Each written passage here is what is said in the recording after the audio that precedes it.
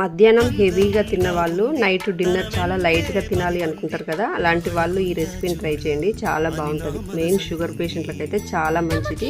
ఒక గిన్నెలోకి చిన్న కప్పుతోని జొన్న పిండి తీసుకోవాలి. అలాగే కొంచెం చిటికెటంత పసుపు తీసుకొని, టేస్ట్కి తగినంత సాల్ట్ వేసుకొని, పిండి ఎంత తీసుకున్నామో పెరుగు కూడా అంతే తీసుకొని అందులో వేసేసుకొని చక్కగా కలుపుకోవాలి. వాటర్ వేసుకొని బాగా పల్చగా ఉండేలాగా, ఉండలు లేకుండా బాగా కలుపుకోవాలి. వాటర్ కొలత ఏమీ లేదు, పల్చగా ఉండేలాగా చేసుకోవాలి. ఇలా చూడండి, పల్చగా ఉంది కదా, ఇలా చేసుకుంటే సరిపోతుంది. ఇప్పుడు ప్యాన్లో ఒక స్పూన్ నెయ్యి వేడి చేసుకొని, కొద్దిగా జీలకర్ర, సన్నగా కట్ చేసుకున్న అల్లం ముక్కలు, పచ్చిమిరపకాయ ముక్కలు వేసుకొని, ఒక స్పూన్ నువ్వులు కూడా వేసుకొని, సన్నగా కట్ చేసుకున్న కొత్తిమీర, కొంచెం ఇంగువ కూడా వేసుకొని మంచిగా కలుపుకోవాలి. పోపు ఒక్క నిమిషం వేగిన తర్వాత ఇప్పుడు మనం కలిపి పెట్టుకున్న పిండి ఉంది కదా, ఇది వేసుకొని మంచిగా కలిపేసుకోవాలి.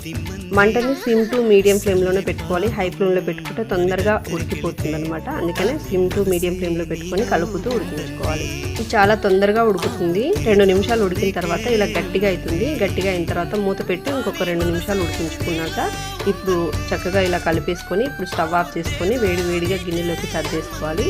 పైనుంచి కొంచెం నెయ్యి వేసుకొని, కొద్దిగా కారం పొడి వేసుకొని తింటే సూపర్ ఉంటుంది. తప్పకుండా ట్రై చేయండి. వీడియో నచ్చితే లైక్ చేయండి, షేర్ చేయండి, సబ్స్క్రైబ్ చేయండి. Thank you for watching.